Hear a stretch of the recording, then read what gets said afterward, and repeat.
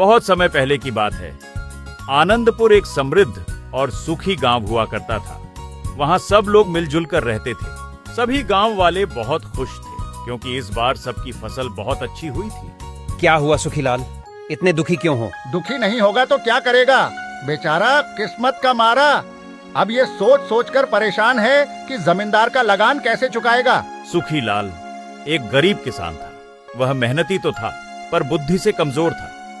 जहां गांव में इस साल सबकी फसल अच्छी हुई थी, वही उसकी फसल खराब हो गई थी क्योंकि उसे खेती के बारे में कम ज्ञान था। पर जमींदार कड़क सिंह अपना लगान वसूल किए बिना कहां रहने वाला था और यही चिंता सुखीलाल को सताए जा रही थी। क्या हुआ सुखीलाल, बड़े दुखी लग रहे हो? कड़क सिंह को लगान कैसे दूं, ये समझ में नहीं आ रहा। मैं तो कहता हूँ जाकर कड़क सिंह के आगे हाथ जोड़ लो। उसका नाम कड़क सिंह जरूर है पर वो नारियल की तरह है, ऊपर से कड़क और अंदर से नरम। वो तुम्हारी बात जरूर समझेगा। शायद तुम सही कह रहे हो। गांव वालों की बात सुन सुखीलाल कड़क सिंह के घर गया। आओ सुखीलाल, आओ। लगान देने आए हो क्या? लगान देने तो नहीं, पर उसी के बारे में बात करने आया हूँ आपसे। बात?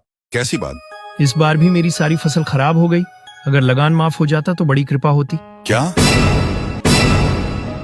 लगान माफ कर दूं? अगर ऐसे ही मैं सबके लगान माफ करने लगा तो फिर मेरा क्या होगा? मैं समझ सकता हूँ, पर मैं वादा करता हूँ कि अगले साल मैं पिछले सारे लगान एक साथ चुका दूंगा। कड़क सिंह एक अच्छा इंसान था, इसलिए वो सुखीलाल की बात मान गया। ठीक है।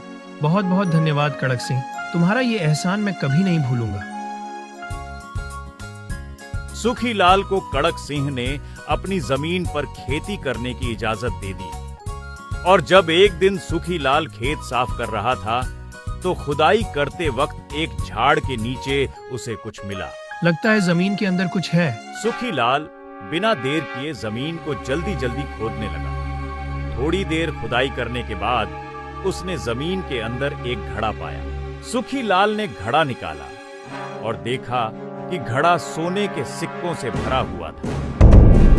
इतने सारे सोने के सिक्के, वो भी कड़क सिंह की जमीन में। लगता है उसके दादा परदादा ने छुपाए होंगे। मुझे आसपास भी खुदाई करनी चाहिए, शायद और भी ऐसे घड़े मिले। सुखीलाल आसपास की जमीन भी खोदने लगा और धीरे धीरे उसे एक एक करके सोने से भरे 5 घड़े मिले। अरे वाह, किस्मत हो तो कड़क सिंह जैसी। उसके खेत में सोने का खजाना गड़ा था और उसे पता तक नहीं। अभी जाकर उसे ये सोने से भरे घड़े देता हूँ और बदले में अपना लगान माफ करवा लूंगा। अरे सुखीलाल, अपने साथ इतने सारे घड़े लेकर कहाँ जा रहे हो? ये कोई मामूली घड़े नहीं है कड़क सिंह, इनमें सोना भरा है। क्या? सोना? फिर तो तुम्हारी किस्मत खुल गई। सही कहा, पर किस्मत मेरी नहीं, तुम्हारी खुली है, क्योंकि ये घड़े मुझे तुम्हारे खेत में खुदाई के दौरान मिले, इसलिए इनके हकदार तुम हो। हा, क्या मजाक कर रहे हो सुखीलाल? और चलो, मैंने मान भी लिया कि ये मेरे खेत में मिले हैं, पर हवा, पानी और जमीन में किसी का हक नहीं होता। ये तुम्हारी मेहनत का फल है, तुम ही रखो इसे। नहीं नहीं, मैं इसे नहीं रख सकता। ये तो तुम्हें लेना ही होगा, आखिर ये तुम्हारी अमानत है। नहीं, ये तुम्हें मिले हैं, तुम ही रखो इसे। कड़क सिंह मन का अच्छा इंसान था, इसीलिए उसने सुखीलाल को सोने से भरे घड़े रखने को कहा। लेकिन बेवकूफ सुखीलाल को यह बात समझ में नहीं आई और दोनों में बहस छिड़ गई कि घड़ा कौन रखेगा। और देखते देखते बहस इतनी बढ़ गई कि इसका फैसला करने के लिए दोनों पंचायत चले गए। इस खजाने में सुखीलाल का ही हक है।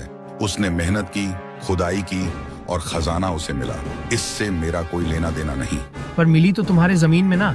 रुको सुखीलाल, अगर कड़क सिंह खुद तुम्हें खजाना रखने को बोल रहा है, फिर तो इसे तुम्हें ही रखना होगा। यही पंचायत का फैसला है। आगे तुम इस खजाने के साथ जो करना चाहो वो करो। मैं पंचायत के फैसले से सहमत नहीं हूँ। अगर कड़क सिंह खजाना नहीं लेगा तो मैं वापस उन घड़ों को खेत में छुपा दूंगा। लोग सुखीलाल को ऐसे ही किस्मत का मारा नहीं कहते थे। जिस खजाने से उसकी सारी गरीबी दूर हो सकती थी, अपनी जिद और बेवकूफी के कारण उसने वह खजाना फिर से खेत में छुपा दिया। अब मैं निश्चिंत हो सकता हूँ। कभी मुझे कोई ये नहीं बोलेगा कि मैंने लालच में आकर कड़क सिंह का खजाना रख लिया।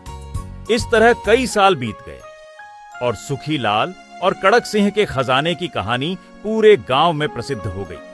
कुछ साल बाद सुखीलाल और कड़क सिंह दोनों चल बसे और उनके बेटे बड़े हो गए। फिर एक दिन सुखीलाल के बेटे सुखिया को खजाने के बारे में पता चला। वाह काका, मेरे पिताजी के पास इतना खजाना था, फिर भी हमें गरीबी की जिंदगी बितानी पड़ी। मैं अभी जाकर वो खजाना ले आऊंगा। सुखिया बिना देर किए उस खजाने को लेने कड़क सिंह के खेत में चला गया और 5 घड़ों को जमीन खोदकर निकाल लाया। पर जब यह बात कड़क सिंह के बेटे रुद्र को पता चली तो वह तुरंत सुखिया के पास गया। सुखिया, अरे ओ सुखिया, बाहर आओ, जल्दी बाहर आओ। क्या हुआ? इतना शोर क्यों मचा रहे हो? क्योंकि चोर को जोर से ही बुलाया जाता है, तभी उसे सुनाई पड़ता है। तुम्हारी हिम्मत कैसे हुई मुझे चोर कहने की? क्योंकि तुमने मेरे खेत से खजाना चुराया है, 5 सोने के सिक्कों से भरे घड़े। भूल गए क्या? मैंने कोई चोरी नहीं की। वो खजाना मेरे पिता सुखीलाल ने वहाँ रखा था। पंचायत ने भी यही फैसला किया था कि वो खजाना मेरे पिता का है। मैं नहीं मानता किसी पंचायत की बात। वो मेरी जमीन है और मेरी जमीन में जो भी होगा वो मेरा होगा, चाहे फसल हो या खजाना। अब जाओ और चुपचाप वो घड़े लाकर मुझे दो, वरना अच्छा नहीं होगा। ऐसे कैसे दे दूं? जमीन तुम्हारी है तो क्या हुआ? मेहनत तो मेरे पिता की थी, खजाना उन्हें मिला था। खजाने को लेकर सुखिया और रुद्र में लड़ाई हो गई। दोनों को खजाना चाहिए था। दोनों पंचायत में गए। उस खजाने के बारे में पंचायत पहले ही फैसला कर चुकी थी। फिर भी अगर तुम दोनों आपस में सुलह करके आधा आधा खजाना बांट लो तो इस समस्या का हल निकल सकता है। आधा आधा क्यों? ये खजाना पूरा का पूरा मेरा है। नहीं, मेरा है। अगर तुम लोगों को पंचायत के फैसले पर भरोसा नहीं है तो तुम राजा के पास जा सकते हो। सरपंच की बात मानकर सुखिया और रुद्र खजाने का फैसला करने के लिए राजा के पास गए और राजा को पूरी कहानी सुनाई। तो ये बात है, हमारे राज्य में इतना बड़ा खजाना मिला है और तुम लोगों ने अपने राजा से ही ये बात छुपाई। ये तो अपराध है। कैसा अपराध महाराज? मूर्ख, तुम्हें पता नहीं है कि राज्य में अगर कोई भी खजाना मिलता है तो उस पर वहाँ के राजा का हक होता है। पर महाराज। पर कुछ नहीं, सिपाहियों, इनसे खजाना लेकर राजकोष में जमा कर दो और राजा से इतनी बड़ी बात छुपाने के अपराध में इन्हें 10-10 कोड़े का दंड दिया जाता है। क्या दंड? क्षमा कर दीजिए महाराज। हमें खजाना नहीं चाहिए, खजाना नहीं पर कोड़े मत मारिए। पर कोड़े मत मारिए। दंड तो तुम्हें मिलेगा ही, ताकि आगे चलकर कोई ऐसा ना करे। सिपाहियों, ले जाओ इन्हें। रुद्र, हमें आधा आधा खजाना बांट लेना चाहिए था। सही कहा सुखिया, खजाना तो गया ही हाथ से, अब कोड़े भी खाने पड़ेंगे। इस तरह राजा ने खजाना ले लिया और सुखिया और रुद्र के हाथ खजाने की जगह सजा आई।